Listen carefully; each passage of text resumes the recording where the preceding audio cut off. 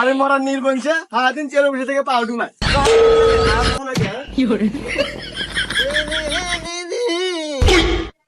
আরে আব্বা, তুমি সিয়ারে বসে থাকা বাদ মারে তুই কে?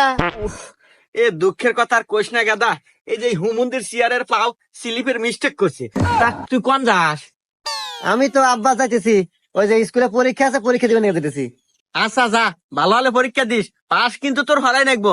আর যদি ফেল হরস, আমি যে তোর বাপ এটা ভুলে যাবি। আরে আব্বা, তুমি ওইটা নিয়ে ভাইবই না তো, তুমি জানো না তুমি থাকতে আমার কোনো টেনশনই নাই। আর আমি তোমার বাধ্য সন্তান, তুমি যেটা করবে ওটা আমি অক্ষর অক্ষর পালন করবো। আচ্ছা গেলাম আমি পরীক্ষা দিবে। যা দেখি না যাস।